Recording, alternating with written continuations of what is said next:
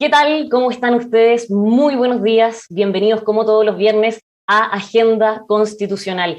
Vamos a estar analizando el trabajo de la convención durante esta semana, ya con los resultados de las elecciones presidenciales un poquito más decantados también, con la urgencia que han manifestado varios convencionales de ir presentando normas, pensando que ya van 5 meses de trabajo y hasta ahora solamente se han presentado 4 propuestas.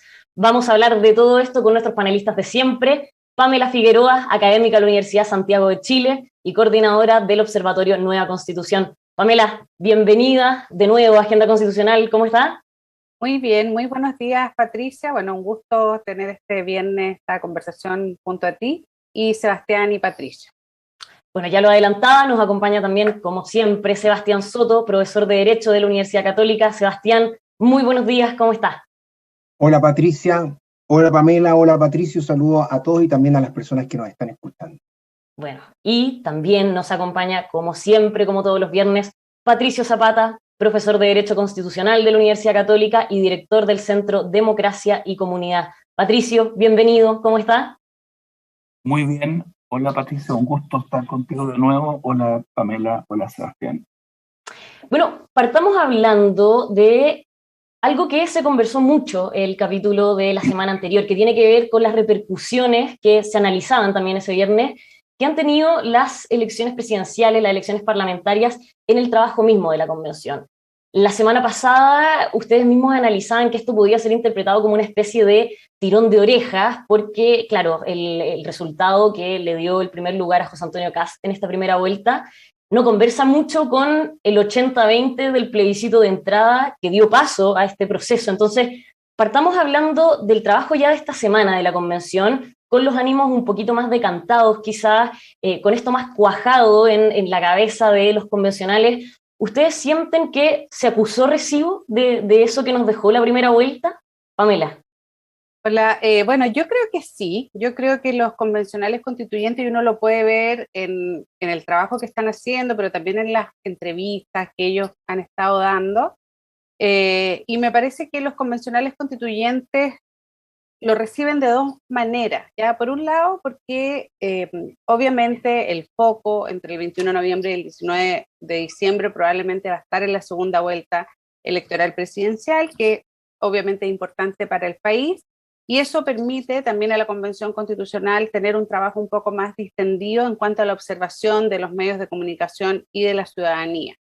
Y creo que regresando de su semana de trabajo en la región del Biobío, ya varias comisiones han empezado a pasar, ¿no es cierto?, de las audiencias públicas, de la escucha propiamente tal, a plantear ciertas posiciones, y lo vimos, ¿no es cierto?, en la Comisión de Sistema Político, donde la mayoría de los miembros de esa comisión expusieron, ¿no es cierto?, sus posiciones con respecto a cómo ven fundamentalmente el régimen político, sistema electoral y sistema de partidos, que es más o menos lo que iniciaron a conversar, y eso me parece muy relevante, ahí el liderazgo de los coordinadores de la comisión, que dijeron, bueno, hagamos un alto, comencemos a conversar de los temas y vamos compatibilizando esto con las audiencias, y también porque tuvieron un largo pleno, me parece, no me acuerdo si el día martes o miércoles, y finalmente resolvieron temas pendientes, como cerrar la comisión de ética, ya quedó conformada la comisión de ética y la comisión de participación popular y de participación indígena. Entonces creo que hay una claridad de que el contexto político, ¿no es cierto?, exige que se vayan tomando soluciones, que se vaya avanzando hacia el diálogo y los acuerdos. Y yo creo que eso también ha decantado bastante como la discusión constitucional. Así que me parece que hay un efecto bastante positivo, que era un poco lo que nosotros conversábamos la semana pasada, y eso lo hemos podido ir verificando y observando en el debate al interior de la Convención Constitucional. Claro, ya vamos a ir desglosando cada uno de los debates que se dieron esta semana en particular, porque también existieron algunas polémicas, discusiones bastante fuertes, de hecho, en algunos plenos. Sebastián, ¿coincide con esta mirada de Pamela, sobre todo pensando que usted era uno de los que decía que estas elecciones obligaban un poco a los convencionales a dar un giro hacia la moderación en sus discursos? Sí, yo coincido con Pamela en que aparentemente en estas primeras semanas se nota un cambio de la convención en el tono, y yo eso creo que hay que valorarlo. El tono es la puerta de entrada para luego tener una buena conversación. Ahora, la pregunta que sigue es el cambio en la actitud. Y Pamela tiene un punto que yo creo que estoy seguro vamos a conversar, que dice relación con que ya algunas comisiones están tomando, no digo definiciones, porque todavía es temprano para tomar definiciones, pero sí caminos. Y la discusión que vimos ayer en la Comisión de Régimen Político es tremendamente interesante para eso. A mí me encantaría ver que otras comisiones hicieran lo mismo. También debiera haber pronto, y creo que ya se está discutiendo, una revisión de las semanas territoriales. El tiempo se viene encima. Y por último, pienso que también debiera haber una reflexión sobre la necesidad de ponerse a escribir luego. No los textos definitivos, pero sí ya no solo discutir de ideas, sino que empezar a discutir de cuestiones más concretas.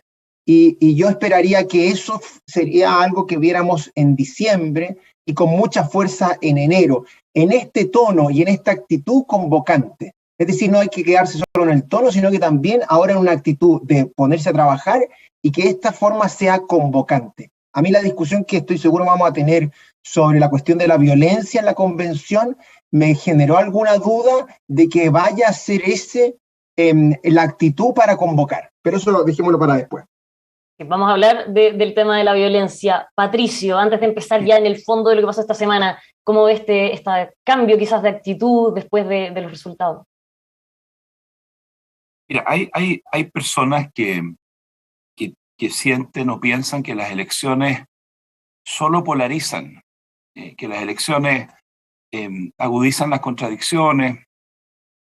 La verdad es que, especialmente cuando tú tienes una segunda vuelta, el efecto de las elecciones más bien apunta hacia la moderación.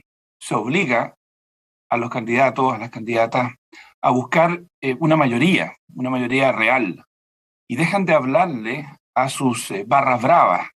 Eso lo estamos observando de manera muy evidente, ¿no es cierto?, con los movimientos que han hecho en las últimas 2 semanas, tanto José Antonio Kast como Gabriel Boric. De alguna manera, la convención que va a enfrentar una elección de cierre, ¿no es cierto?, de salida el próximo año, también tiene que empezar a considerar este factor. Tú necesitas que en ese plebiscito de salida más del 50% te apoye. No basta con que cuentes con el apoyo de los súper entusiastas, los mega comprometidos, esos van a estar ahí probablemente. Tú necesitas sumar, así que las elecciones tienen bueno, por eso a mí me gustan tanto las elecciones. Yo creo que tú, en vez de estar solamente hablándole a los grupos más politizados, a los que están 24/7 pendientes en sus Twitter, tú le empiezas a hablar a otros grupos, le hablas a más gente. Así que se está viendo eso en la convención, yo creo que es bien evidente en varias manifestaciones. Yo espero que eso continúe así después de la elección presidencial, gane quien gane, y que esto permita tener un proyecto de nueva constitución sensato. Vamos a tener entonces la regla de los 2/3 operando en esa dirección, sin atajos, sin subterfugios, los 2/3 sin plebiscitos vinculantes, los 2/3 sin flecos, sin apellidos, sin letra chica, y vamos a tener el plebiscito de salida de una opinión pública que ya sabemos que no es toda de izquierda. Ya sabemos ahora que hay matices, que hay diferencias. Las dos cosas, las dos fuerzas debieran empujar a la convención hacia la moderación. Así lo espero. Claro, de hecho nosotros esta semana hemos conversado, bueno, como todas las semanas, hemos conversado con muchísimos convencionales y ellos nos comentan que ahora, después de esta primera vuelta, ese plebiscito de salida ya no se ve tan asegurado como sí se veía antes del 21 de noviembre. Y ya hablando en los temas de fondo, pensando también en ese plebiscito de salida, en la discusión que empezaron a tener esta semana, empieza, por así decir, la parte más entretenida, que es hablar de lo que nos convoca en esta convención. Y, por ejemplo, la Comisión de Sistema Político ya empezó a hablar del régimen de gobierno, y aquí, bueno, vamos a empezar a hablar de lleno de lo que se discutió, este presidencialismo moderado, como están abogando varios, semipresidencialismo, parlamentarismo, pero antes de eso llamó mucho la atención un llamado de la convencional Marcela Cubillos, donde de hecho lo dijo acá en Emol TV, después salió en varios medios más, donde ella pide que antes de discutir esto, todos se comprometan a que independiente de quien gane el siguiente gobierno, la siguiente elección, e independiente de lo que se decida en esta comisión, el próximo gobierno va a mantener sus 4 años de mandato. ¿Eso cómo lo ven, Pamela? Bueno, yo quiero partir señalando que me parece fantástico que ya la Comisión de Sistema Político haya empezado a tratar las temáticas. Lo hemos conversado acá, esa comisión es una comisión bastante sólida, muchas de los delegados, de los convencionales que están en esa comisión, estuvieron en la comisión de reglamento, son personas, hay una mezcla bien interesante entre personas con trayectoria, personas con menos trayectoria. Creo que los coordinadores Ricardo Montero y Rosa Catrileo cumplen un rol bien importante en términos de liderar ese trabajo. Y muy breve con respecto a lo que plantea la convencional Cubillo, me parece que es un tema que no sé si hay sobre reaccionar en este momento, ya no hay una mención a esa temática que no fue como respaldada por gran parte de la convención, entonces no sé si, no veo como que la convención constitucional quisiera alargar o acortar el periodo presidencial dependiendo de quién gane la elección. Creo que eso no lo veo así, ¿ya? Me parece que la convención constitucional, por lo mismo que estábamos hablando recién, entiende que tienen que hacer un diseño institucional en la Comisión de Sistema Político que sea lo más integral posible, que permita, ¿no es cierto?, recoger las principales preocupaciones con respecto al diseño institucional. Y lo más positivo de escuchar a los convencionales constituyentes integrantes de esta comisión es que me parece que hay un diagnóstico bastante compartido, ¿ya? Eso creo que es clave para el debate en relación al diseño institucional. Cuando comenzaron las audiencias públicas, y bueno, varios de nosotros, o todos nosotros, hemos ido a exponer nuestras ideas a la Convención Constitucional, ya señalábamos que hay un importante acervo de análisis con respecto a nuestro sistema político, ¿ya? Desde la academia, desde los centros de estudio, desde las organizaciones políticas y sociales. Y creo que eso se ha visto de una manera muy clara en que hay un diagnóstico compartido de que el hiperpresidencialismo chileno, el presidencialismo exacerbado, como lo queramos llamar, está generando dificultades para el proceso de toma de decisiones y para la gobernabilidad del país. Entonces creo que eso ya es un avance bien importante. Uno pudiera pensar que es como poco, pero si tú logras tener un consenso en cuanto al diagnóstico de las principales problemáticas del país, eso ya te abre un camino de diálogo muy relevante. Entonces, es lo primero que a mí me gustaría como celebrar, que creo que en esa reunión de ayer eso lo pudimos ver con mucha claridad. Y de ahí ya se empiezan como a generar ciertas posiciones con respecto al tipo de régimen, y yo creo que el presidencialismo atenuado es lo que va priorizando. Eso ya estaba desde hace bastantes semanas.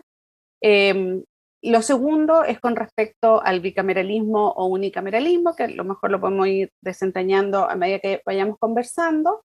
Y lo tercero, que es algo que me parece clave, ¿ya?, es que todos han conversado con respecto al sistema electoral y cómo esto impacta en el sistema de partidos. Eso me parece a mí que es uno de los nudos críticos del sistema político chileno, que nosotros tenemos que generar un diseño institucional que permita fortalecer el rol de la organización política partidaria, porque eso es lo que ha sustentado la democracia chilena durante todo el siglo XX y lo que en términos comparados uno ve en la experiencia es lo que sustenta el futuro democrático. Entonces ahí después hay temas de regionalización, de plurinacionalidad, la idea de una democracia paritaria que también surgió harto en las audiencias, así que hay varios temas que podemos conversar en esa línea.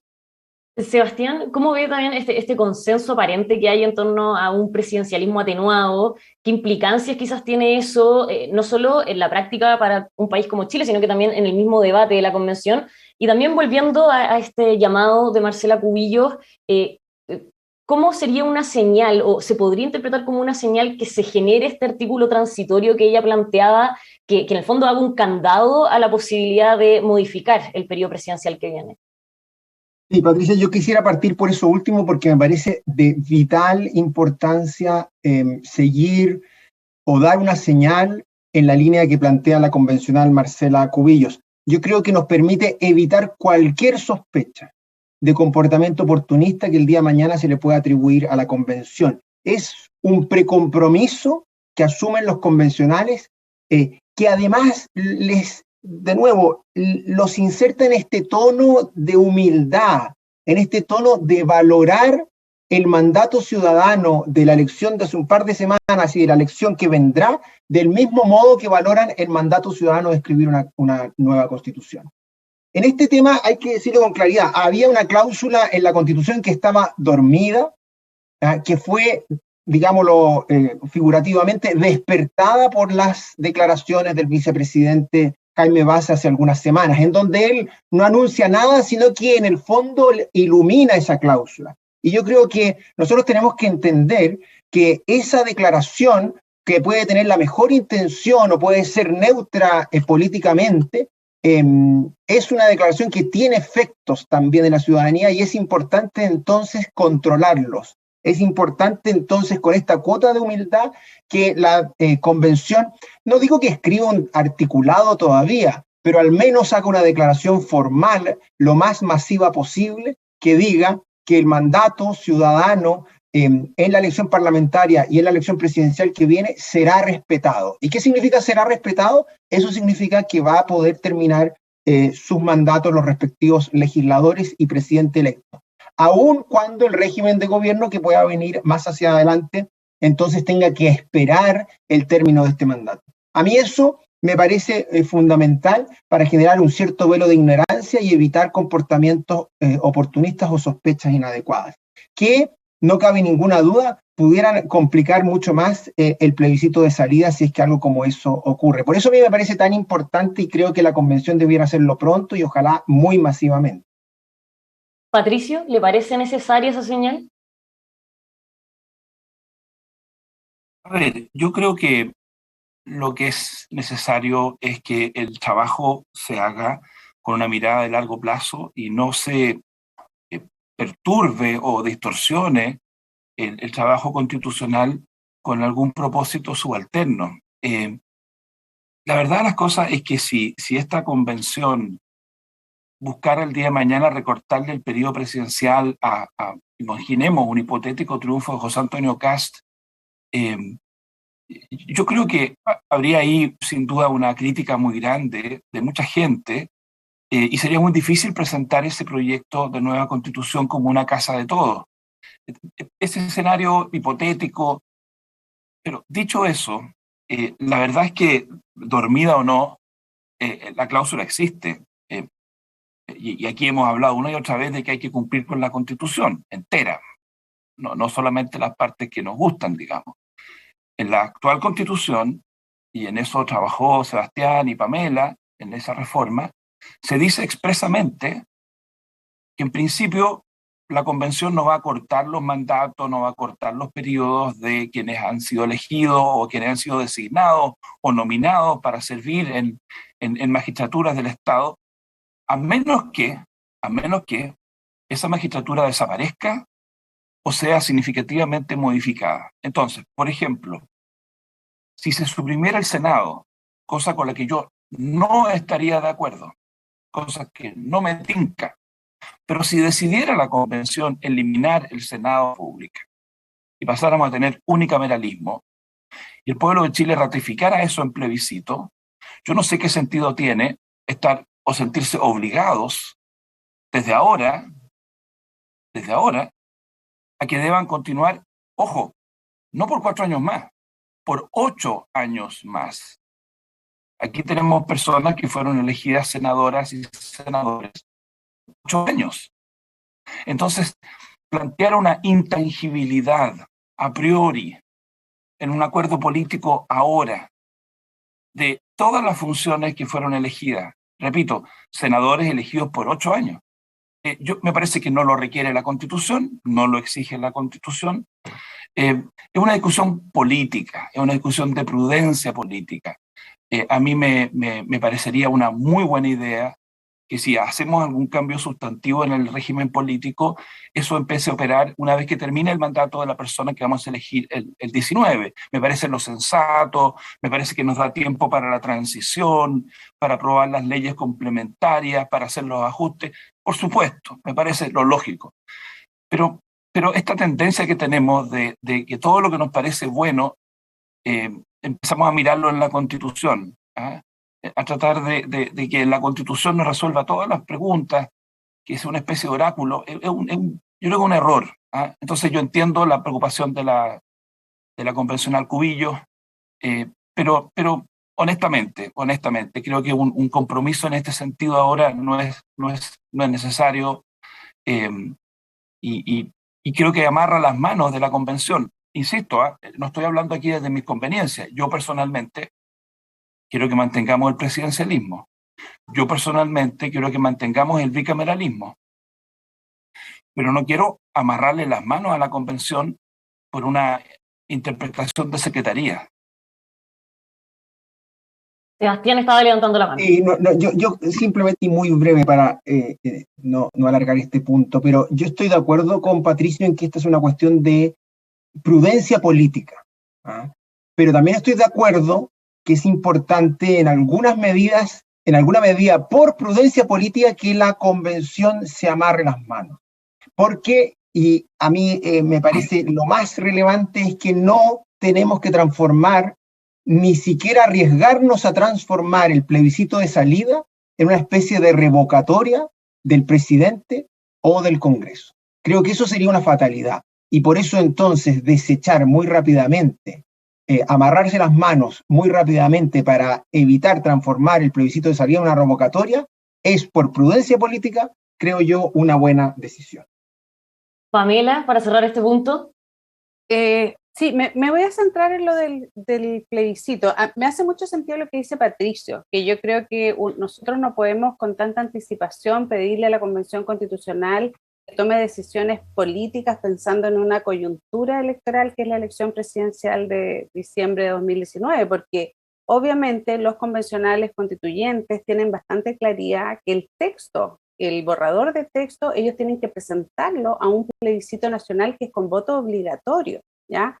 Y lo que hemos visto es que el escenario electoral en Chile en mayo de 2021 y en noviembre del 2021 tuvo bastantes diferencias, ¿no es cierto? Desde una convención y una elección de gobernadores bastante más hacia la centroizquierda, a una elección presidencial y parlamentaria más empatada, por decir de alguna manera, porque votaron distintos electorados. El 2022 el voto es obligatorio, va a tener que votar toda la ciudadanía. Entonces yo creo que eso es lo que tenemos que ir construyendo. O sea, más que amarres, yo creo que hay que entender que la Convención Constitucional tiene que proponer a la ciudadanía un texto de nueva Constitución que represente a los distintos sectores.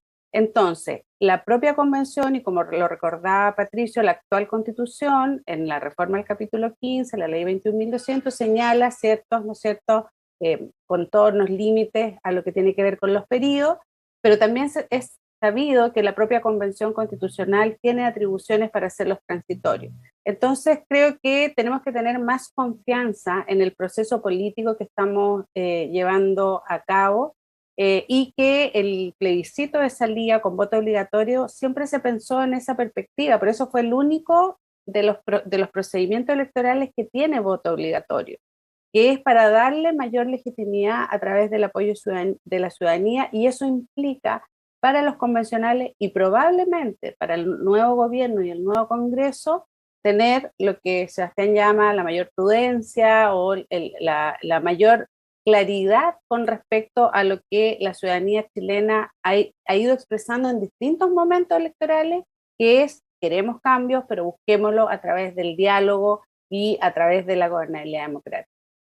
Claro, ahí, solamente para cerrar, es el punto que, bueno, lo explicaba Marcela Cubillos, pero también lo conversábamos con otros convencionales, es que independiente, por ejemplo, si saliera el presidente que a la mayoría de la convención no le gusta, estaba la exposición o el temor de que entonces se acortara el periodo presidencial. Pero también de la otra vereda se hacía el análisis de que si sale el que le gusta a la mayoría de la convención, se extienda el periodo presidencial. Entonces ahí estaba el debate también de qué podría pasar eventualmente si alguna de las dos cosas se da, y también en ese plebiscito de salida el resultado que se pudiera dar.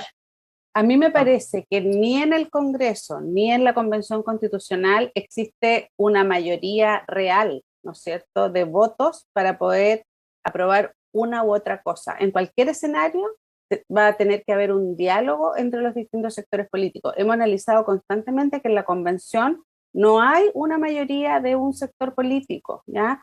Que pudiera llevar a ese punto, y el Congreso creo que moderó mucho más esa perspectiva. La verdad es que yo no veo esa situación todavía, y creo que poner ese tema tan adelantado, porque en el fondo lo que se está tratando de hacer es ponerlo en relación al debate, a un cierto clivaje que se ha tratado de imponer en la elección presidencial de diciembre, el 19 de diciembre, se crea una situación que me parece que no está en el diálogo más general de la sociedad chilena. Patricio, ya lo adelantaba, empezó a hablar de bicameralismo, unicameralismo. Nosotros también lo conversamos ayer con el convencional del colectivo socialista, Claudio Gómez, y él decía, que está en la Comisión de Sistema Político, él decía que veía que hay bastante consenso en un unicameralismo, la palabra es terrible, unicameralismo. Patricio, ¿cómo está viendo ese debate? Y en el fondo también, aprovechando la expertise de ustedes tres, en la práctica, ¿qué significa? ¿Con qué atribuciones? ¿Cómo convive esto con otros poderes del Estado? Bueno, la, la realidad va a empezar a imponer sus exigencias. La realidad es muy dura. Porque tú tienes un montón de sueños, de aspiraciones, ¿eh?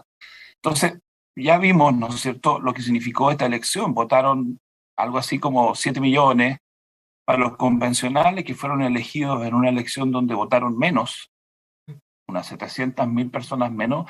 Allá hay un dato de realidad, Diputados y senadores fueron elegidos con más votos que los convencionales. Es un dato de realidad. Entonces, la discusión sobre eliminar el Senado no va a ser sencilla, no va a ser sencilla teóricamente, y no va a ser sencilla en términos prácticos. ¿Ah? Porque la verdad de las cosas es que es un tipo de cosas que normalmente solo se pueden hacer cuando hay un desplome. Me explico, cuando hay una cuestión auténticamente revolucionaria, que no es lo que estamos viviendo, mal que le pese a algunos que todavía quisieran creer que están ahí de la Bastilla, están yendo no sé dónde, no es así, ¿no es cierto?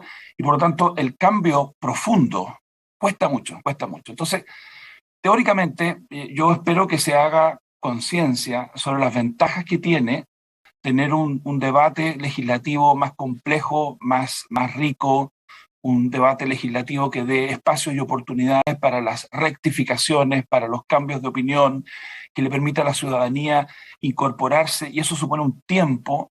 Los debates legislativos tienen que dar un tiempo para que los ciudadanos se involucren. No hay nada más destructor de la participación y del debate ciudadano que cuando los proyectos se aprueban en 2 semanas, ¡pum!, fast track, impidiéndolo a los ciudadanos.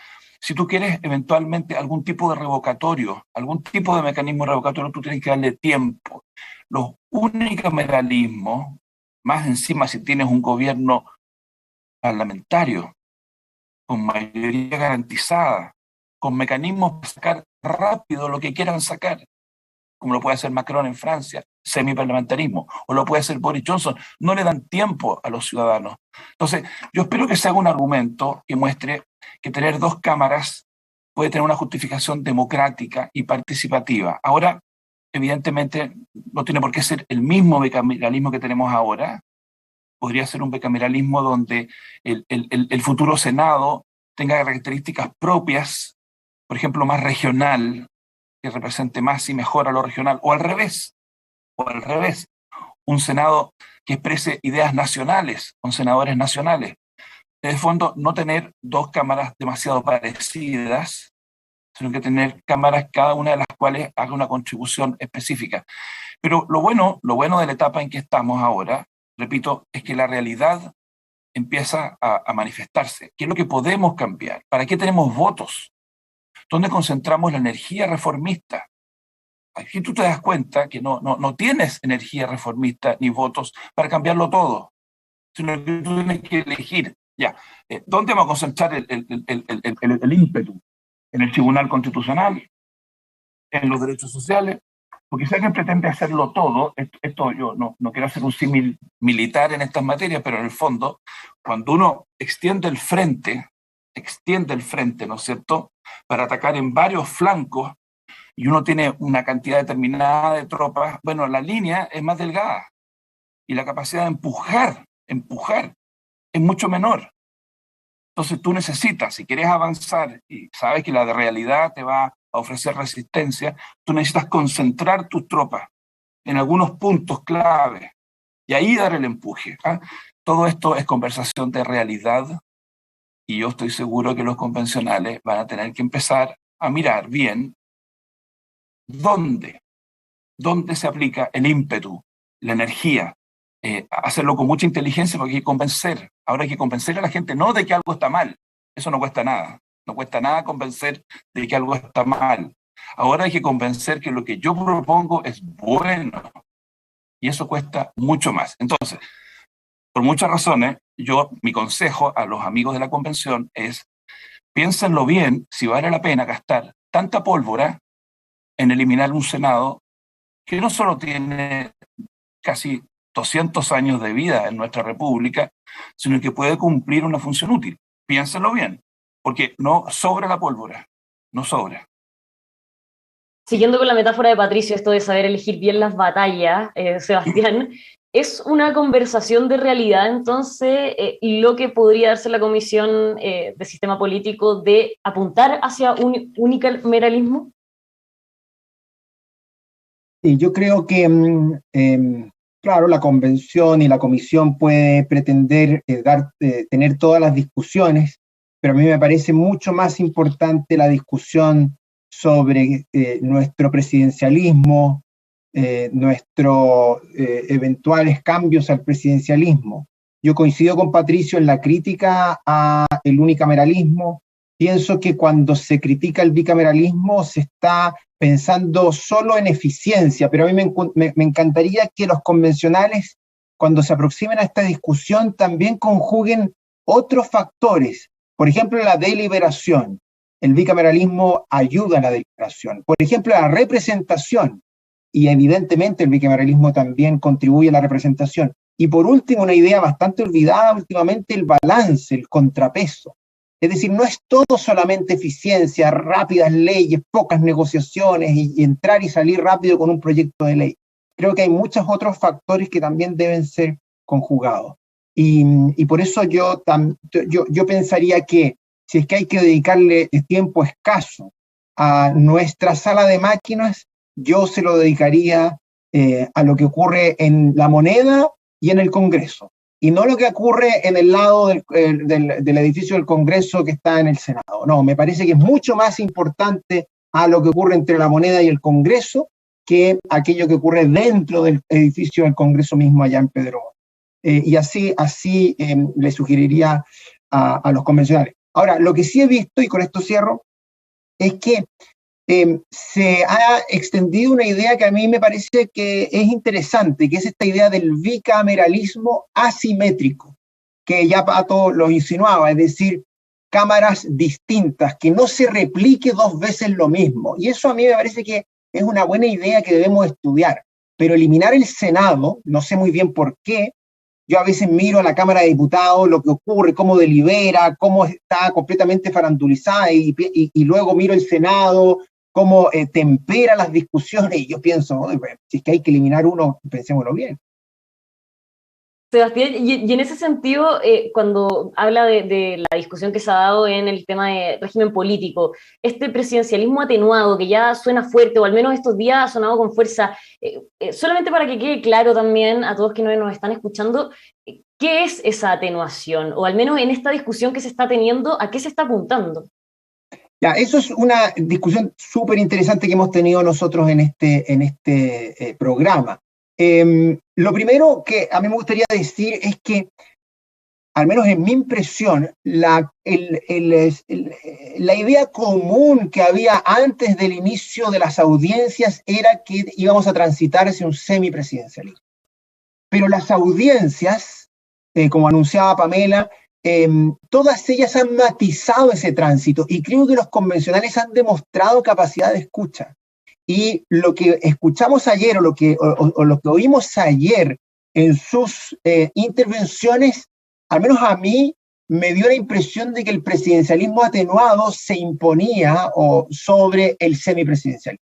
Ahora puede ser que todavía falta mucha agua que corra bajo ese puente, pero cuando hablamos de presidencialismo atenuado, lo que estamos hablando es de un presidente que es jefe de Estado, que si no es él o ella jefe de gobierno, tiene un jefe de gobierno que es designado por él o ella, y no por la Cámara o el Senado o el Congreso, como es el caso del semipresidencialismo. En el fondo, el jefe de Estado y el jefe de gobierno están unidos, o si no están unidos, al menos hay una unidad política, digámoslo así. Nunca habrá cohabitación. O nunca, una palabra muy fuerte para estos temas, pero es poco probable que haya cohabitación, como si es probable que la haya en un sistema semipresidencial. Y también implica entrar a mirar una serie de atribuciones que hoy día tiene el presidente, urgencias, veto, iniciativa, etcétera, etcétera, que se balancearían con el Congreso. Yo creo que esa, no sé si es que Pamela, Patricio coinciden, pero esa es una pequeña definición del campo en el que movemos. Ahora, dentro de este campo hay una enormidad de variantes que debieran analizarse con cuidado, pero al menos lo que yo aprecio es un resurgir del presidencialismo y un debilitamiento, al menos en la convención, creo yo, del semipresidencial. Sí, también un debilitamiento de aquellos quienes apoyaban el parlamentarismo, si bien algunos también siguieron insistiendo en que esta podía ser una opción, ya no se escucha con tanta fuerza como sí se escuchaba al comienzo. Y Pamela, eso en general, ¿cómo lo ve? Y para que también pueda opinar del tema que hablábamos antes respecto al unicameralismo, bicameralismo, ¿comparte las aprehensiones de Patricio y Sebastián respecto a esta posibilidad de eliminar el Senado? Dos cosas. Bueno, lo primero, yo no hablaría de eliminar el Senado o de eliminar instituciones. Acá lo que se está conversando es un diseño institucional, ¿ya? Yo creo que es importante cómo se plantea el tono. Segundo, y con respecto a una presención que plantea Sebastián, me parece que el coordinador Ricardo Montero ya planteó que primero se va a hablar de régimen político porque no se puede hablar del diseño del Congreso si es que no tomas una definición inicial sobre si vas por el presidencialismo, sobre el presidencialismo o parlamentarismo. Así que me parece que eso está bien, bien claro y bien encaminada la conversación. Por lo que uno ve en lo que plantearon los convencionales, hay una inclinación hacia un presidencialismo atenuado. Ya eso está muy concordante con el diagnóstico que se hace, lo que me parece que es correcto. La idea del parlamentarismo que fue planteada por un sector bien específico del Frente Amplio y algunos independientes no neutrales, se va diluyendo porque yo creo que siempre que uno hace un diseño institucional tiene que tener muy claro su contexto. Y vuelvo al tema del sistema de partidos. Pensar en un parlamentarismo en Chile con un sistema de partidos donde tenemos más de 20 partidos políticos activos con representación es muy complejo, es muy difícil. Y cambiar la cultura del sistema de partidos en Chile es casi imposible. Ni siquiera se puede hacer ni durante la dictadura, ni durante el binominal. O sea, siempre volvemos a esto que Federico Gil llamó los 3/3. Entonces creo que eso es lo que ha ido diluyendo la idea parlamentaria, pero sí parece interesante que en esta atenuación del presidencialismo se incorporen elementos del parlamentarismo. Eso me gustaría como señalarlo. Con respecto al Congreso unicameral o bicameral, a mí no me parece mal pensar en un Congreso unicameral, porque creo que eso también responde al diagnóstico que ya Sebastián y Patricio hacían sobre nuestro Congreso bicameral. Nosotros tenemos un Congreso bicameral que no cumple con las expectativas del bicameralismo. Uno, porque el Senado no tiene representación territorial, y eso es porque tenemos un sistema de partido inmensamente centralizado. Y dos, porque nosotros tenemos un procedimiento legislativo que algunos han denominado como las cámaras de espejo. El Senado hace lo mismo que la Cámara Baja, por tanto, no cumple el rol ni de temperar, ni de regular, o sea, esa idea, ¿no es cierto?, que existe fundamentalmente en los congresos bicamerales europeos, de que la Cámara Baja es la Cámara política, donde están todas las ideas políticas debatiendo, y que luego el Senado es el grupo que tiende a generar una moderación del debate. En el caso de Chile no se da. Y de hecho, en el caso de Chile, porque está... Pamela, ¿no se da el último tiempo o simplemente no se da? No se da, no se da porque nosotros tenemos un procedimiento legislativo que hace el mismo trámite legislativo, por decirlo en simple, la Cámara Baja y la Cámara Alta. Entonces, el diseño del proceso legislativo no cumple con ese objetivo. Entonces, creo que por eso se ha tendido a pensar o en un unicameralismo o en un Congreso bicameral asimétrico, que es un concepto que ha estado bastante en el debate y que muestra, en el fondo, esta diferenciación de cámaras. Si hay dos cámaras, tienen que ser diferenciadas. Pero yo creo que junto con eso hay que pensar mucho cuál va a ser el sistema electoral del Congreso, porque lo que se tiene que buscar es un equilibrio entre la representación territorial y la representación programática. Eso creo que también está muy presente. Y yo creo que ya hay mecanismos que se están pensando, como les decía, de pensar en un Congreso. Yo miré ayer las exposiciones y habían como 9 que estaban por el unicameralismo y otros 9 por el bicameralismo, así que creo que ese es un nuevo crítico de la discusión. Va a ser bien interesante cuáles van a ser los argumentos que se dan en relación al Congreso bicameral o unicameral, y creo que también es bien interesante cómo se ha empezado a plantear elementos de parlamentarización del presidencialismo, como por ejemplo que los parlamentarios puedan ser ministros de Estado sin perder su cupo parlamentario, que es algo bueno que hemos planteado varios en diseños institucionales, pero que incluso, no sé, convencionales como Marcela Cubillo estuvieron a favor de una idea de esa naturaleza. Y creo que también en la discusión se incorpora un tercer elemento que ya mencionaba Patricio, que son los mecanismos ciudadanos de freno y contrapeso entre elecciones, que son mecanismos de democracia directa o mecanismos de participación y deliberación ciudadana, que muchas democracias en el mundo están incorporando para equilibrar esta relación ejecutivo-legislativo y ciudadanía. Así que me parece que ya hay bastante claridad sobre cuáles van a ser los nudos críticos. Me parece que el diseño del Congreso va a ser una discusión muy interesante, pero me parece muy adecuado que sea posterior a la definición sobre el régimen político. Y creo que eso va a dar mucha mayor claridad, y me parece, coincido con lo que decía Sebastián, que los convencionales han escuchado con mucha atención a las expertas y expertos, y eso es una señal muy positiva, porque claramente este tema de los diseños institucionales, que todavía nos falta incorporar temas de paridad, plurinacionalidad, regionalización, que son temas que también se van a conversar en la comisión, pero son temas muy sofisticados a veces en términos de cómo se tiene que hacer el diseño institucional, así que esa apertura de los convencionales al debate con expertas y expertos me parece clave para poder cumplir en el tiempo, porque el tiempo es acotado, con un diseño institucional que sea acorde a las necesidades del país. Claro, el tiempo es acotado y ya empezamos, como decíamos antes, la parte entretenida, pero son muchísimos los temas que sin duda van a generar nudos, quizás retrasos también, y algo que no tenía que ver con el trabajo de las comisiones, pero que sí era algo pendiente para el Pleno, era esto de las declaraciones relacionadas con la condena a la violencia. Después de las elecciones, de los análisis que se hicieron, de que quizás había que dar un giro hacia la moderación, a calmar los ánimos dentro de la convención, esta semana se tuvieron plenos bastante tensos, con muchísimas declaraciones cruzadas, y uno de los casos fue cuando se votaron estas dos condenas a la violencia, uno presentado por convencionales de Vamos por Chile, de la derecha, y otro por representantes de independientes no neutrales. Se terminó aprobando finalmente la segunda, y bueno, dentro de todas las discusiones que se dieron, lo decía, disparos de un lado a otro, ¿qué lectura se puede hacer de que finalmente se aprobara esta segunda y que además 16 convencionales en total rechazaran las dos, Sebastián?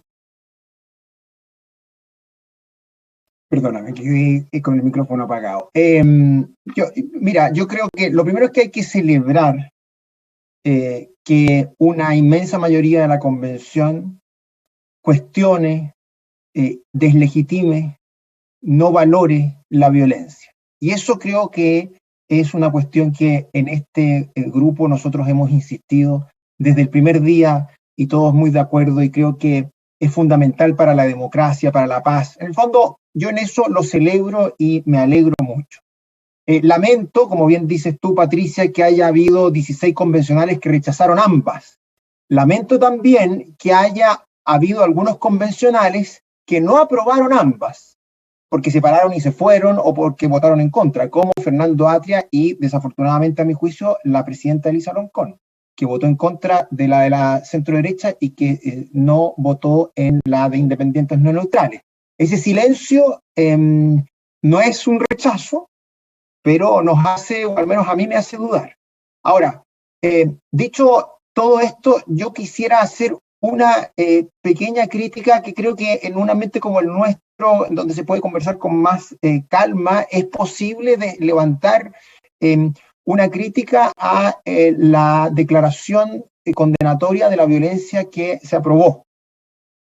Porque ¿cuál es la diferencia entre ambas? La diferencia entre ambas es que la aprobada es una declaración que a mi juicio en alguna medida busca un empate al momento de condenar la violencia. ¿Por qué? Porque extiende el concepto de violencia. Señala que hay que condenar todas las violencias y enumera una serie de violencias que son injusticias, que son condenables, pero que no es lo mismo que aquello que hemos tenido en Chile en los últimos años, es decir, la violencia en las calles como método de acción política. A mí me parece que donde nosotros hemos perdido el acuerdo sustancial es en condenar la violencia como método de acción política. Siempre hemos tenido, ayer y hoy, una condena total a la violencia en otros ámbitos, obviamente en la delincuencia, el narcotráfico, al interior de la familia, la violencia intrafamiliar. En eso siempre ha habido una condena, a mi juicio, casi unánime, o unánime por decirlo. Si qué es lo que ha pasado ahora y qué es lo que yo hubiera esperado una reacción política, es condenar la violencia que ha empezado a surgir con mucha fuerza a partir del 18 de octubre y que muchos en la política o han validado y legitimado o han justificado o simplemente no condenan. Y yo creo que es ahí donde nosotros tenemos que poner el foco. Y entonces la declaración de independientes no neutrales, al diluir, al empatar, al hablar de las causas, los orígenes y al llamar a muchas cosas violencia, lo que hace es también matizar aquello que a mí más me preocupa, que es que en estos 2 últimos años en Chile la violencia política ha cobrado más adherentes de los que tenía antes. Y un país y una democracia donde eso ocurre está sin duda en riesgo. Patricia, bueno, hay, entre los distintos argumentos que habían de los convencionales que o no votaron o rechazaron, estaban, por ejemplo, el que esto no servía de mucho, que era literalmente una declaración, pero que no iba al problema de fondo. Otros abiertamente decían que ellos no condenaban todo tipo de violencia porque algunos actos eran una respuesta a otras violencias. ¿Cómo ves lo que se aprobó, lo que se rechazó, la señal, la lectura de esa señal? Mira, yo entiendo que Sebastián ponga acento en lo que podríamos llamar una cierta ambigüedad en algunas personas frente a actos de violencia física contra bienes públicos, contra el Estado en los últimos 3 o 4 años. A mí también me preocupa Me preocupa cuando veo encuestas donde hay gente joven que manifiesta una cierta ambivalencia o ambigüedad en la relación entre fines y medios, una cuestión muy importante para la convivencia, que los fines, por nobles que sean, no justifican cualquier medio. Ahora bien, la verdad es que como sociedad venimos discutiendo de la violencia desde hace mucho tiempo. Este fue un tema en los años 60, fue un tema de nuestros papás, mis papás, digamos, para no hablar, tú Patricia eres mucho más joven, también la Pamela y Sebastián, pero mis papás en los años 60. Fue una discusión muy profunda, fue una discusión muy intensa durante la dictadura. Constantes emplazamientos iban y venían sobre la violencia. O sea, la ventaja de ser viejo es que uno ya ha visto estas cosas, digamos. A mí me emplazaron por la violencia todos los días durante los años 80. Me considero una persona muy pacífica, digamos. Y luego, ahora, entonces, hay usos políticos intencionados a veces con estos emplazamientos. El tema es complejo. A mí me gusta la declaración que se aprobó.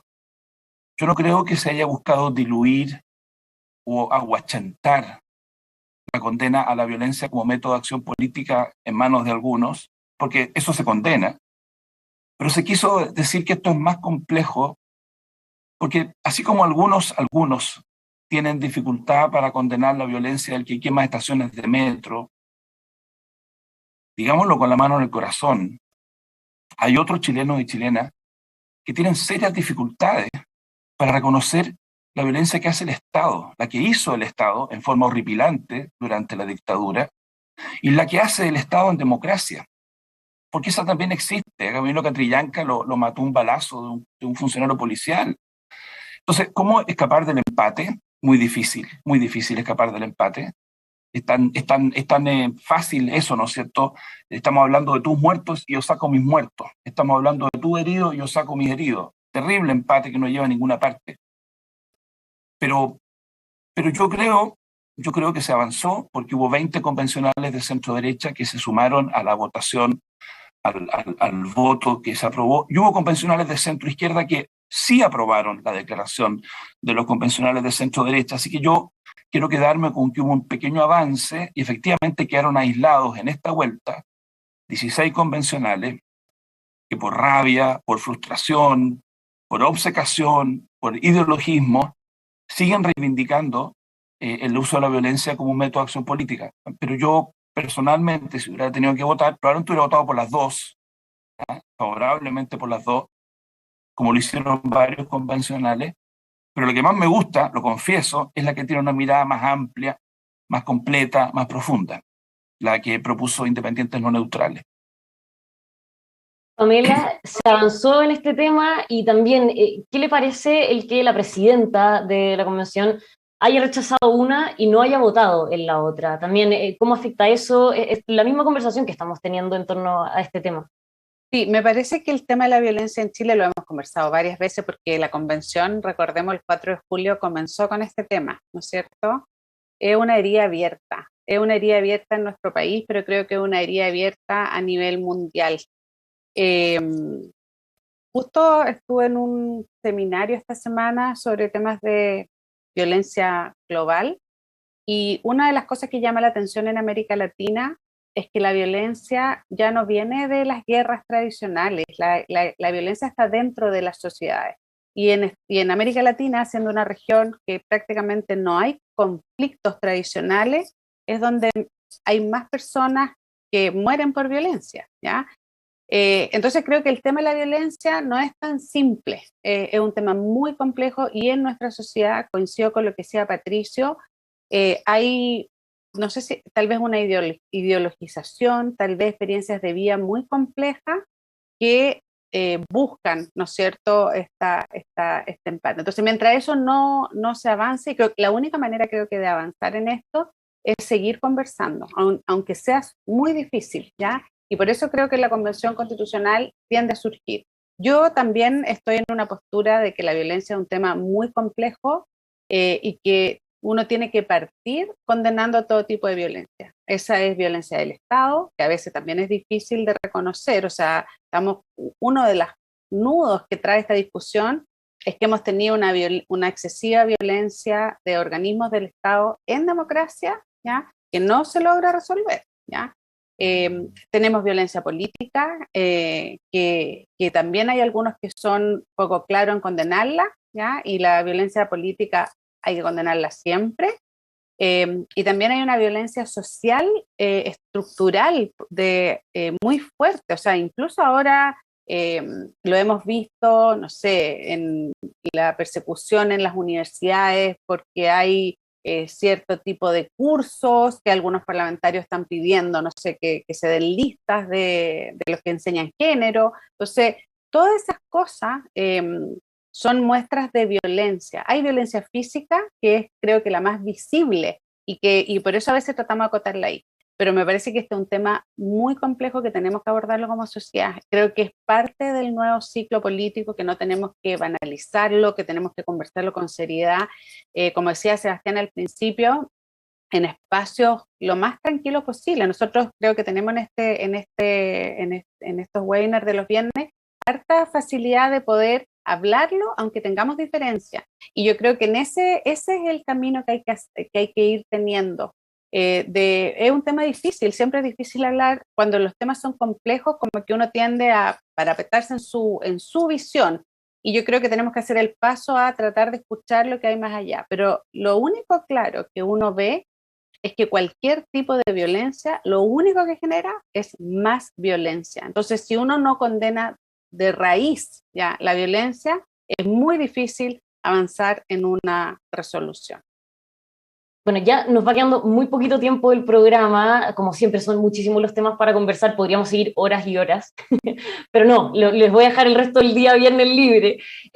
Me gustaría que termináramos con, siempre lo hacemos, una mirada de lo que se viene de corto, mediano, largo plazo, pero tomando en consideración algo que pasó durante esta semana, la semana pasada también, este viaje de la convención a la región del Biobío, lo que se pudo sacar el limpio de ahí, la cantidad de conferencias que tuvieron, con qué llegaron acá. Ya algunos están planteando que para los próximos viajes se deberían hacer modificaciones por el tema de cómo se financia, cómo se organiza, pero también no estuvo exento de polémicas ese viaje. Salió este rumor de que había habido una fiesta, después fue desmentido. ¿Cómo se va ensuciando y no? ¿Y qué enseñanzas nos va dejando para lo que van a ser los próximos viajes? También considerando que el tiempo apremia y que van solamente 4 normas presentadas y que ya muchos están urgiendo de que se tiene que presentar más porque el debate y la votación empieza ahora en un par de semanas, en lo que viene el 2022. Sebastián. Bueno, yo creo que definitivamente el próximo viaje, que creo que es Antofagasta, tiene que cambiar profundamente. Como ya he dicho, las semanas territoriales deben, a mi juicio, reducirse, y las visitas a regiones de la convención debieran ser de algún grupo de convencionales. A mí me parece importante, por ejemplo, que la Comisión de Descentralización sesione fuera. Me parece importante que haya un cierto simbolismo de también estar escuchando en terreno a otras personas y audiencias, y no solo en Santiago. Pero no me parece que sea simbólicamente relevante que toda la convención viaje y se instale a escuchar a personas que están en Santiago o en otras partes, o por Zoom, a otras ciudades. Creo que eso debiera revisarse. Y más aún, por aquel rumor que mencionas tú, que uno no sabe si realmente es rumor, parece que ocurrió, no sabemos muy bien qué es lo que ocurrió, pero definitivamente un comportamiento de algunos, aparentemente convencionales, inadecuado esa noche en el hotel. Entonces, estas especies de viajes de estudios, de paseo de curso, yo los miraría con especial cuidado, porque todos lo sabemos, hoy día más que nunca hay que cuidar la imagen de la convención. Y entonces, estos traslados masivos, yo los desaconsejaría. Pamela, brevemente porque se nos acaba el tiempo. Sí, yo creo que la convención va a tener que compatibilizar en este tiempo, enfocarse más en el trabajo, en las conversaciones internas de la convención, y a lo mejor parcializar la presencia territorial. Yo creo que sí, ya se mostró la voluntad que tiene la convención de representar a todo el país, no necesariamente a la población que vive en el centro. Entonces, creo que es la tarea que tienen ahora los convencionales, ¿no es cierto?, de ordenar su agenda para poder avanzar en el debate y buscar un mecanismo, tal vez por las comisiones, no necesariamente toda la convención, de compartir presencia territorial. Patricio, ¿ve también necesaria la siguiente salida así de toda la convención como con el fondo cuestionada a Sebastián? En este punto Sebastián tenía razón. Él lo dijo hace como 2 meses. A ver, ¿en qué sentido tiene razón? En que hay que ajustar el compromiso descentralizador a la realidad. Me parece muy bien que la convención se acerque a los ciudadanos, se acerque a las comunidades, pero efectivamente el tiempo apremia, entonces las nuevas salidas probablemente tienen que ser, como se ha propuesto, en paralelo. Un grupo de 15 convencionales va a Antofagasta, otro grupo de 15 va a Valdivia, cuidando no solamente la imagen, sí, hay que cuidar la imagen, también cuidando el fondo del trabajo. Oye, Patricia, solamente yo estamos contra el tiempo, pero yo me quedo una cosa en el tintero. Uno de los problemas de este tema de la violencia y las condenas a la violencia es que, de alguna manera, eludimos el fondo del asunto. El fondo del asunto es si tenemos o no un compromiso humanista con las demás personas. Y si tenemos ese compromiso de respeto, no las vamos a usar como medios para un fin, no las vamos a maltratar, no vamos a pensar que un logro político vale sacrificar 5 o 6 individuos.